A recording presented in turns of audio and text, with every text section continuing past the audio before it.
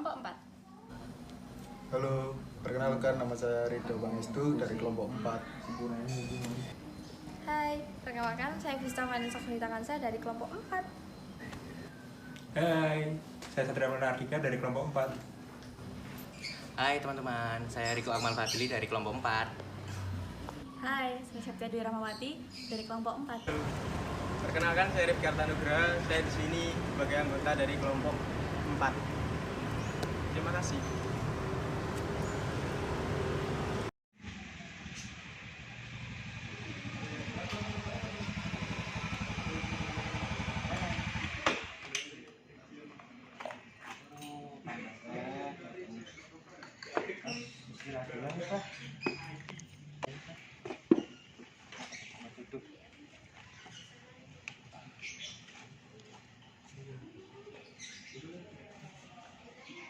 Bismillah.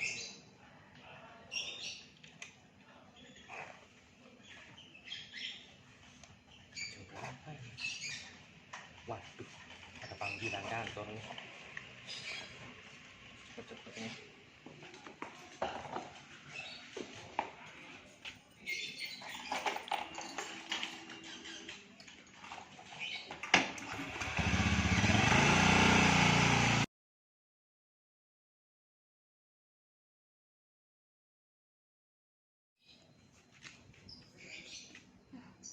Apa itu?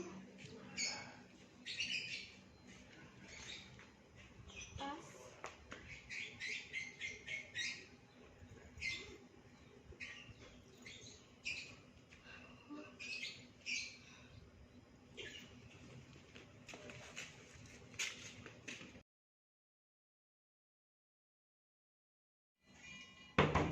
Semeti, buka pintunya. Mana? Katanya mau dibayar, sampai sekarang nggak dibayar. Sebentar Bu, masih belum ada uang. Alah, alasan. Dari kemarin bilangnya nggak dibayar-bayar. Sebentar saya ambil. Cepetan. Pakai lama ya.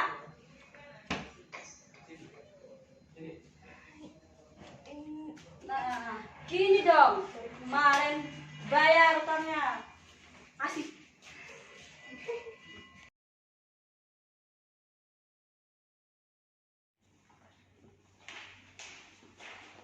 Selamat siang, Pak. Siapa? Ini ada bapak-bapak yang ingin melakukan suatu tindak kejahatan. Oh, baik, silakan duduk, Mas. Pak.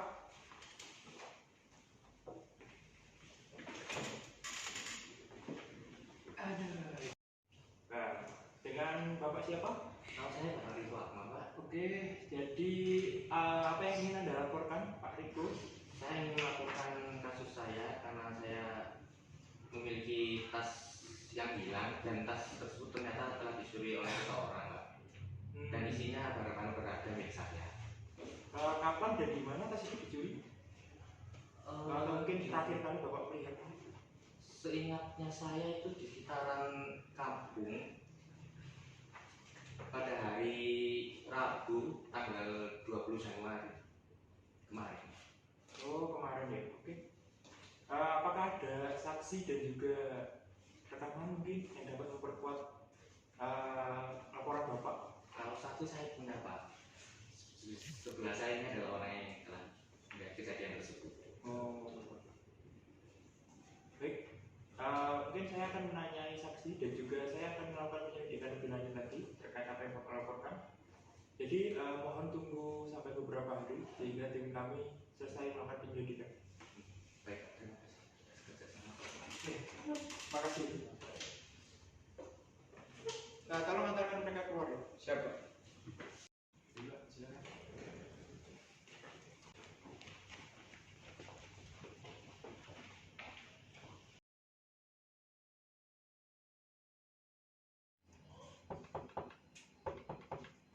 Permisi, dengan saya akan dari kepolisian.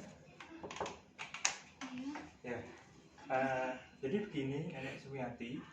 Saya mendapatkan surat perintah dari atasan bahwa ibu ini terkena kasus pencurian barang dari salah satu korban kami, dan kami terpaksa harus menggeledah seluruh aset yang ada di rumah ibu. Tidak Pak, tidak. Dari saya ada yang mencuri, Bapak. Maaf ya, karena surat perintah sudah keluar, mau tidak mau saya harus.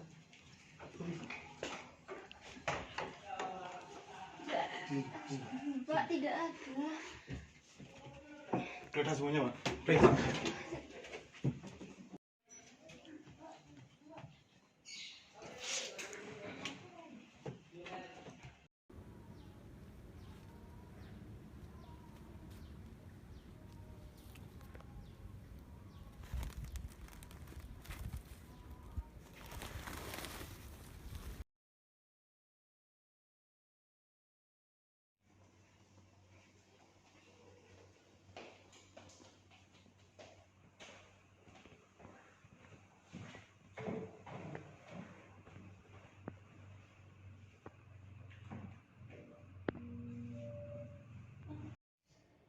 Dengan ini menjatuhkan pidana terhadap terdakwa Sumiati dengan pidana penjara selama 4 tahun 8 bulan.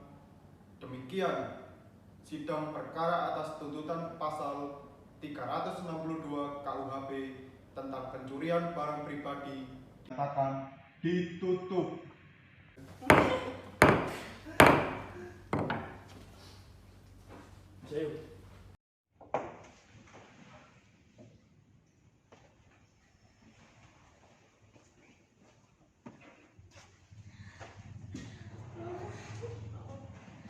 Seorang nenek berusia 92 tahun dihukum 1 bulan 14 hari oleh Hakim Pengadilan Negeri Balige, Sumatera Utara. Mantan Ketua Umum Partai Persatuan Pembangunan P3 Rohmaur Muzi alias Romi divonis 2 tahun penjara dengan denda 100 juta rupiah subsidi 3 bulan. Pemulihan limbah atau bioremediasi PT Chevron Endah Rumbianti divonis 2 tahun penjara dan denda 200 juta rupiah. Seorang kakek asal Demak, Jawa Tengah divonis 1 tahun 2 bulan penjara akibat membacok terduga pencuri ikan. Sang nenek yang berniat membangun makam leluhur divonis bersalah karena menebang pohon. Meminta seorang pemuda dibebaskan karena telah mencuri singkong sebanyak 20 kg. Terdakwa kasus pencurian rokok di salah satu rumah warga atas nama Halimah, Kamis sore menjalani sidang vonis di Pengadilan Negeri Jambi.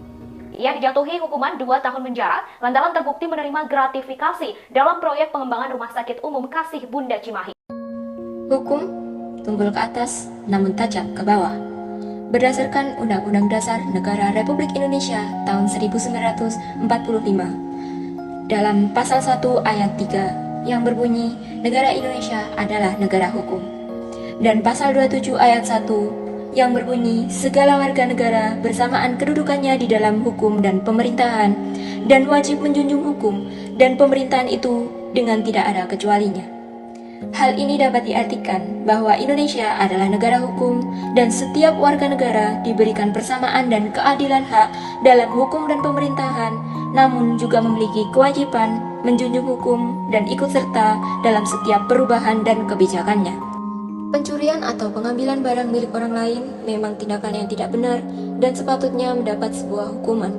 Namun, hukuman yang didapatkan tidaklah sebanding atau setimpal dengan perbuatannya apabila disandingkan dengan kasus-kasus korupsi yang memakan uang hingga triliunan rupiah dan dijatuhi hukuman penjara hanya dalam angka tahunan.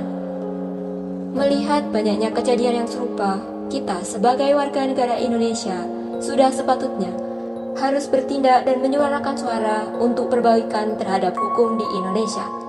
Dimulai dari kita menuju hukum yang lebih jujur, adil, dan transparan untuk menciptakan bangsa Indonesia yang sejahtera.